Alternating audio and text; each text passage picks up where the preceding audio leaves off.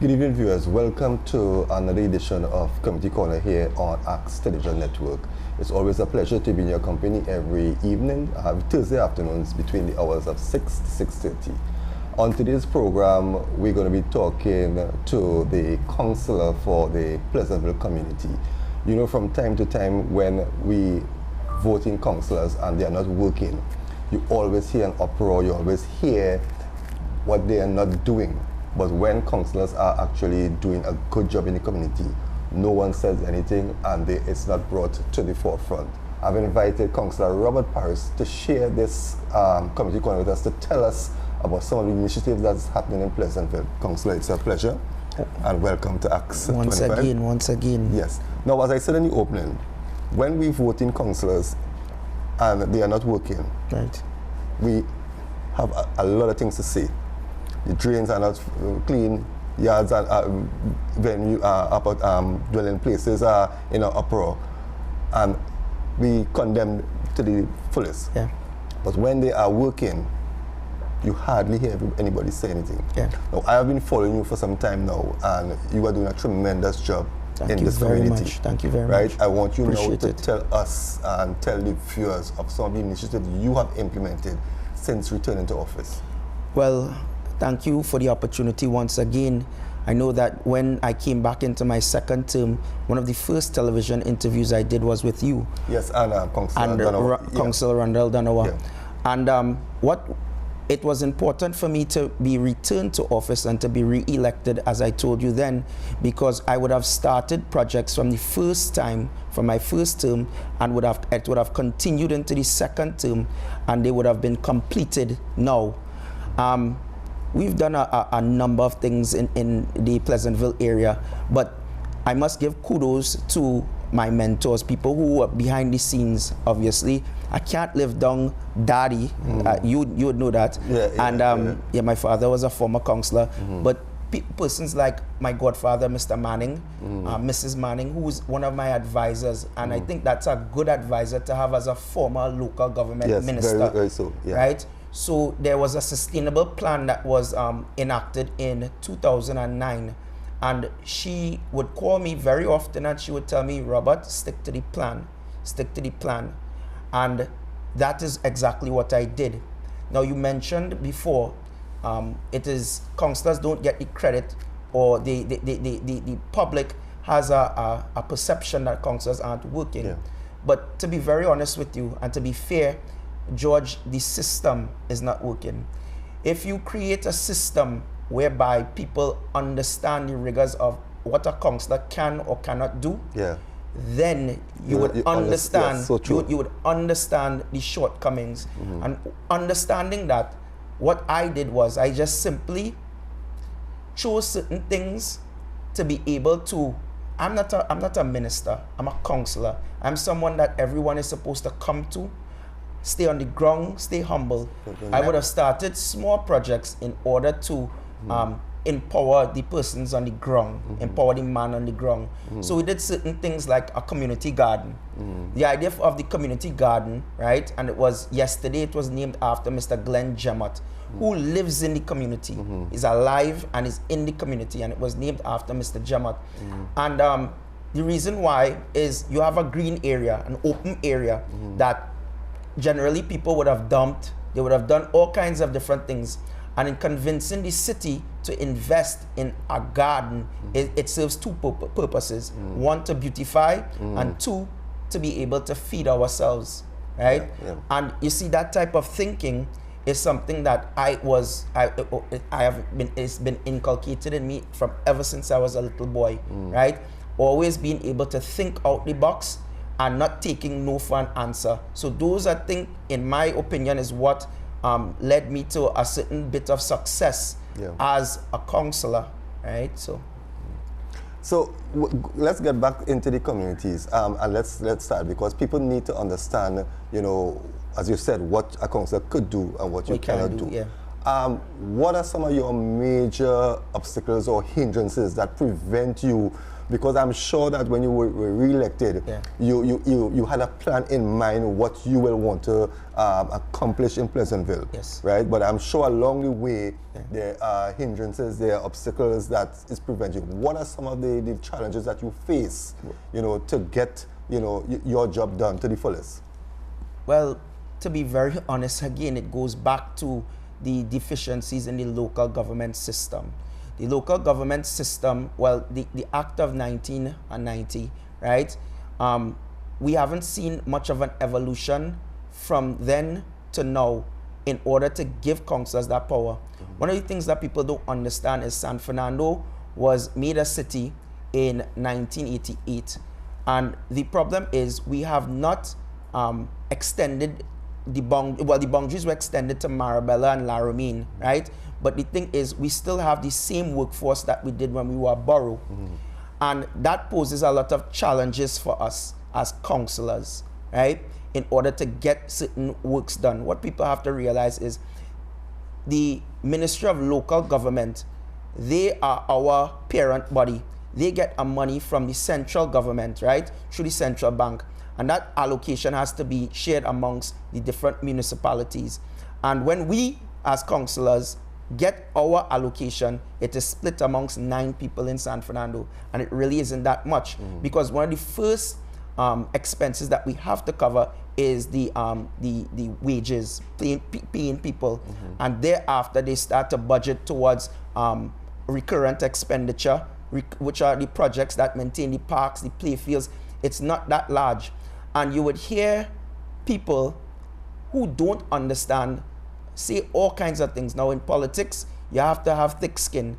Unfortunately, my skin is still developing. So I have to have good support and good people behind me because it shouldn't affect you, but I'm saying it does affect you because you're a human being. Right?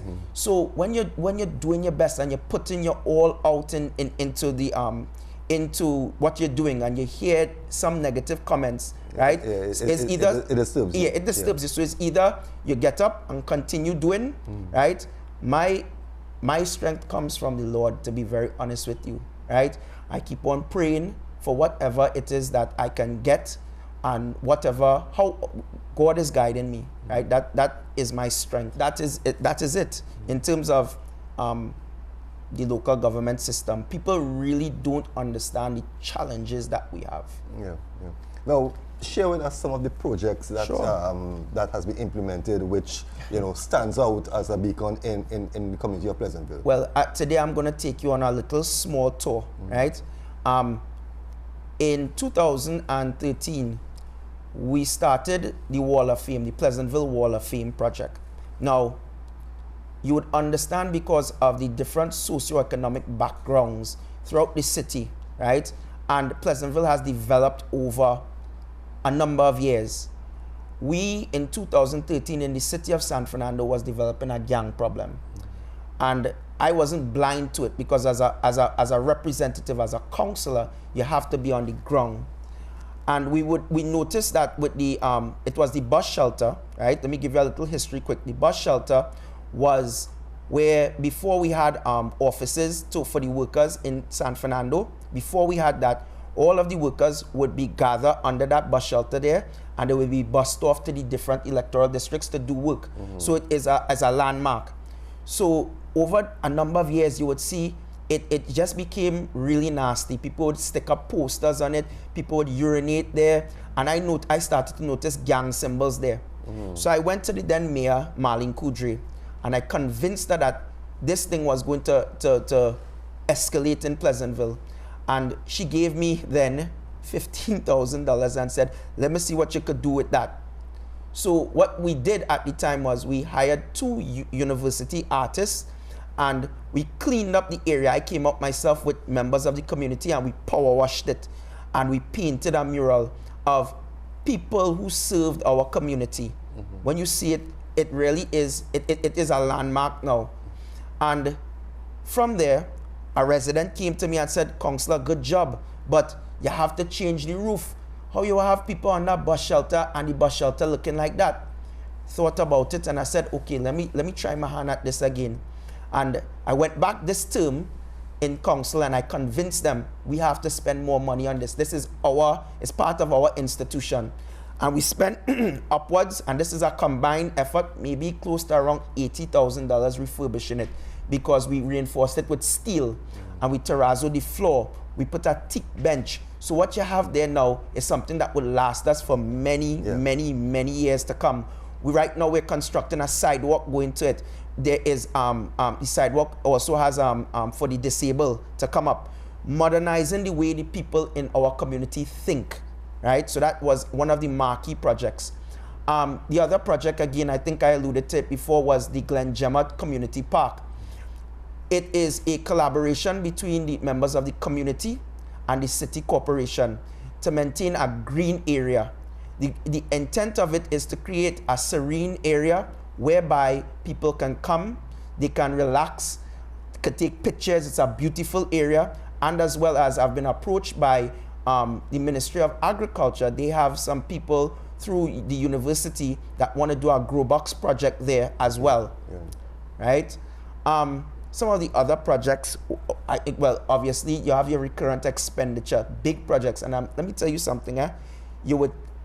Some of these projects, I'm telling you, it's only by the grace of God that I was able to accomplish it, because people say, you just a councillor, you can't do that. And you would remember in my first term, that is when the MP for San Fernando East got sick. And I, as councillor for the area, there would have been only 2 councillors, myself and Councillor Joseph.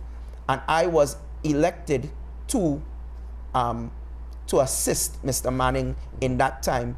So my hands were stretched. I would leave this office sometimes, maybe 12 o'clock at night.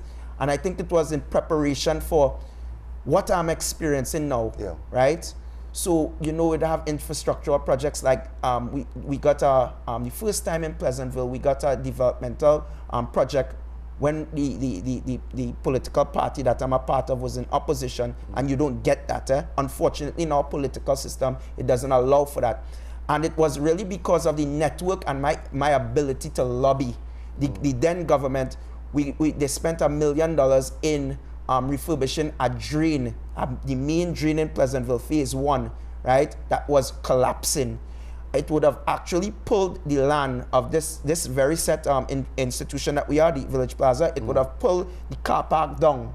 So we convinced the government that this was a project that should be undertaken, as well as, and I don't know where I get the strength from, but I'm brave. I was born brave. And there were 2 bridges that were done as well. One on Flamingo Crescent, right?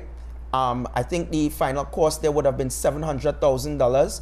And there was one done on Prince Albert Street similarly, right? And these are projects that had to be done because the infrastructure in Pleasantville is the second oldest housing development in the country. The infrastructure, right? It was time for it to be maintained. It was time for these things to be refurbished. And those are just some small key things, right?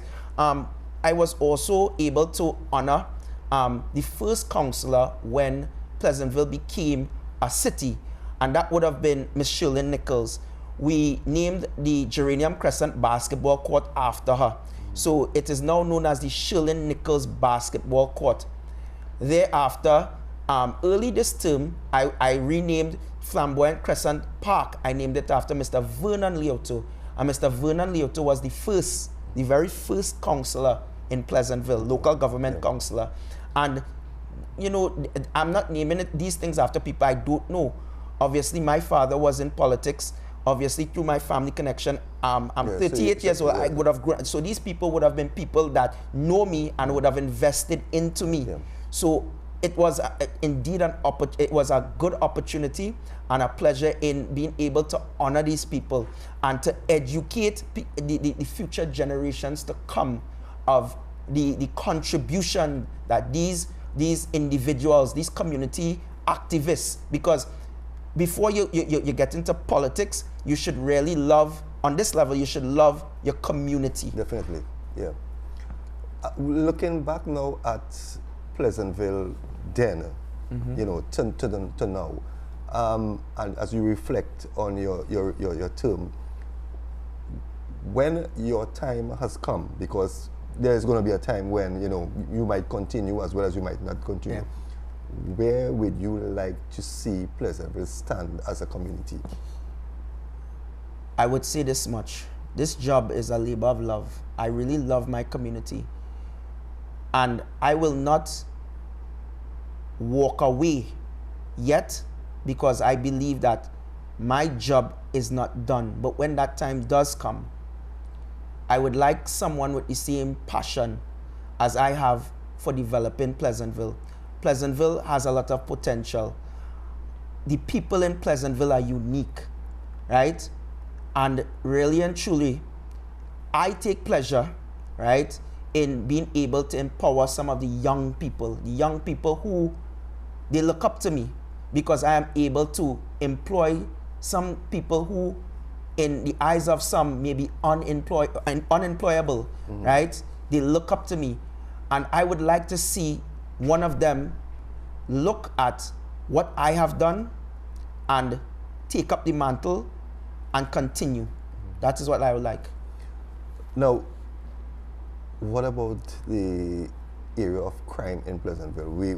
There, as you said, some time back, you were hearing about gangs and you were hearing about crime. Now, yes, there is crime, but Pleasantville has gone a bit silent in the sense of the crime that we used to hear coming out of Pleasantville some years ago. Okay. What is your plan to because everybody has a part to play in curtailing crime. As a councillor, what have you put anything in place to try to lower it or eliminate it altogether? The first thing what we need to remember is this, right? As a councillor, you need to have your finger on the pulse of everything. Everybody you represent. So you represent the good, the bad, and the indifferent. And you have to be able to gain their respect and understand them. And as I see it, employment is a problem amongst the young people. If the young people are unemployed, they become frustrated. And once they're frustrated, they become a problem to everybody. So what we do is, even though that the demand is very high for employment in the community, I try my very best to be able to keep the young people out of trouble by keeping them employed, as well as we would have implemented different community projects. I remember a couple of years back, through the NGO that I'm associated with, we did a fitness project, Zumba, right? And I thank the people that was associated with that. They did a lot of hard work. I didn't do it on my own, I must admit. I guided, but they were the ones behind it. Then we have the young people, for instance, who are DJs, who are, you know, you have to keep your pulse, your ears to the ground and your hand on the pulse of things. So, you know, the young people would have like we did a couple of months back, we had a Yes You Can, which was a canned food drive, yes, but it was a football, it was a football tournament as well. That was something born many years in Mr. Manning's office amongst myself and my now personal assistant and best friend, Mr. Akim Alexander. He and I spoke about it some years ago, and we were able to bring this thing to reality with a strong team of people. Everybody played their part, and everybody was able to make this thing into a reality. And you came out, you saw the young people playing football, and then we had entertainment after. Keep the young people busy, and crime would not be, it wouldn't be an option. But as well as, see, I'm not an ostrich. I don't have my head buried in the sand. So I do meet with the police often, right? San Fernando Police and Monrepo Police. We meet very often and we discuss the crime situation. And in Pleasantville, there would have been, in the last 6 years, more patrols. Okay. Residents don't, I mean, for those who are honest with themselves, sometimes I ask them, let's be honest, you see a lot more police than you did before, right? And that wasn't by chance. If they're viewing, it is because you have a representative, right?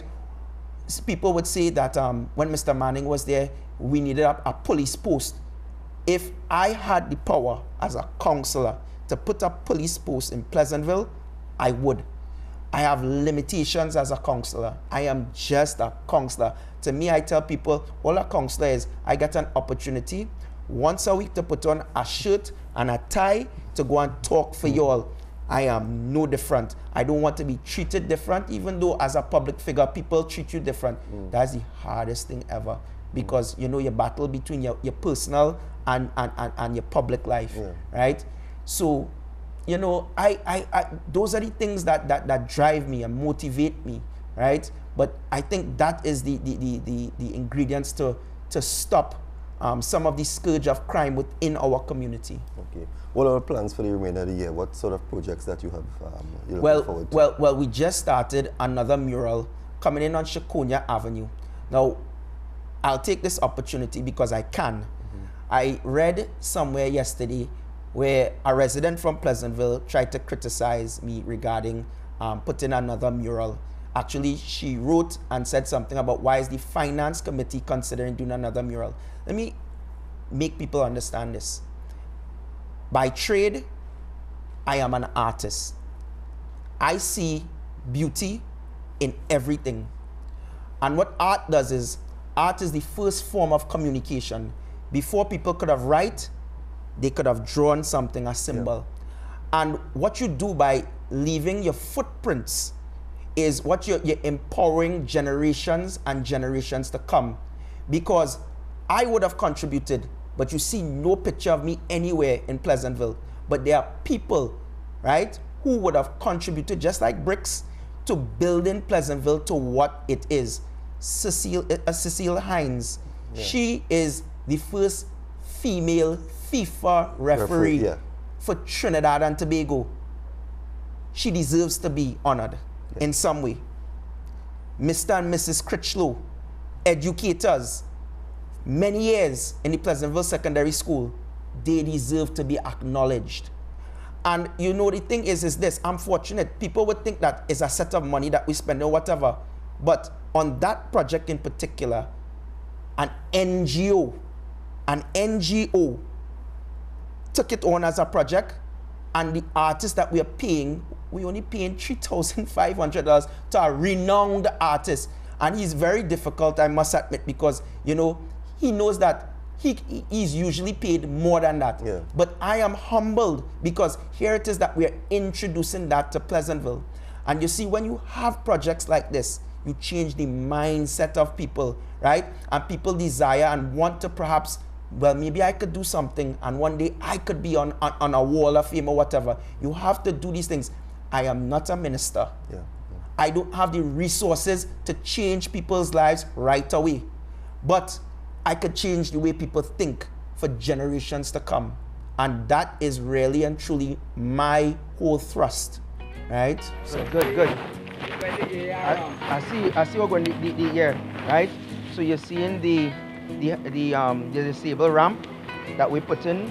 This right here is the Pleasantville Wall of Fame, right? You would see some of the faces of some of the people that contributed towards our community. You have Ken Fillmore, you have Mr. Roach, who is the founder of the Kalamo Kings Panyard and Pan Side.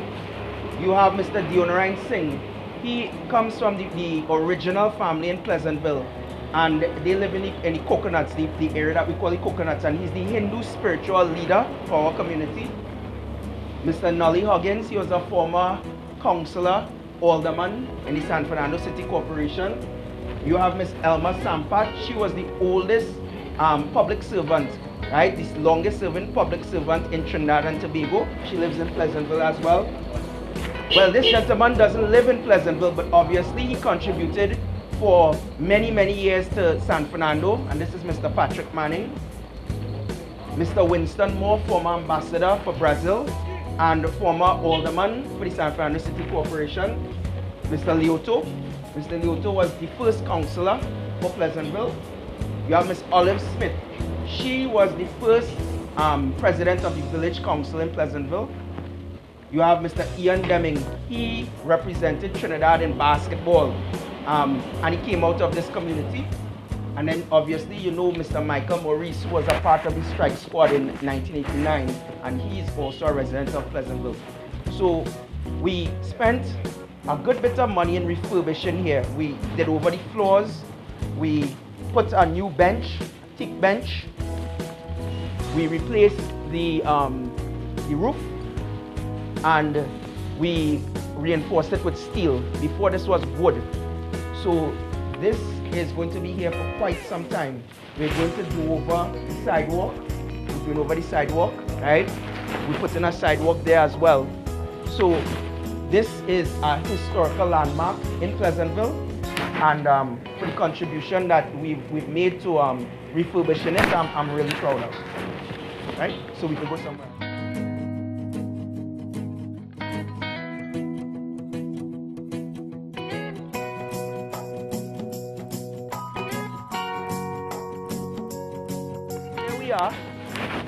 Here we are at the Glen Jemot Community Garden.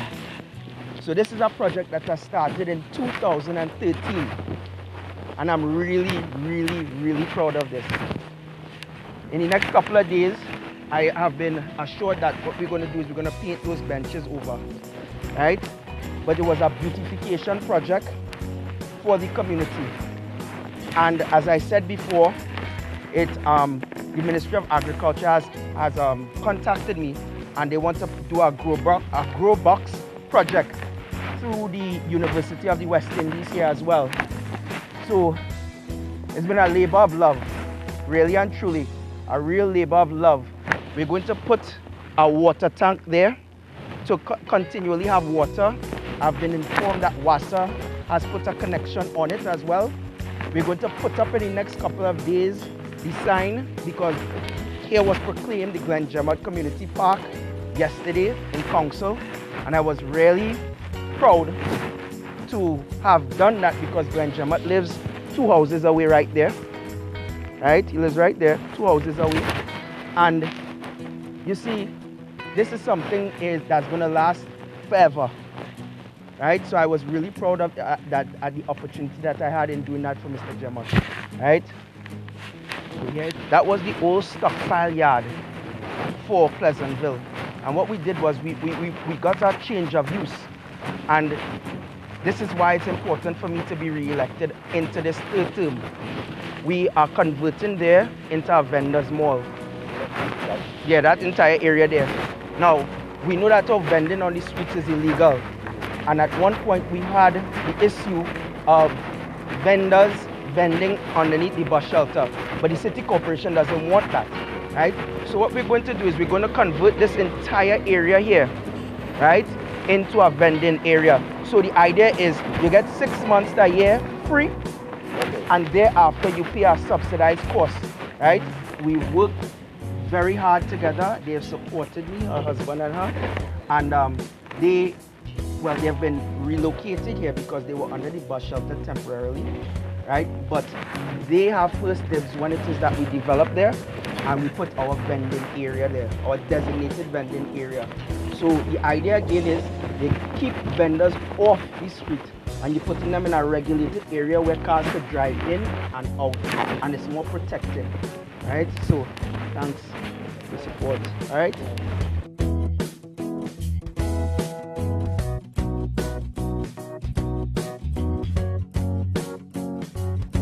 So this is the final stop. Again, as I say, I'm an artist by trade, right?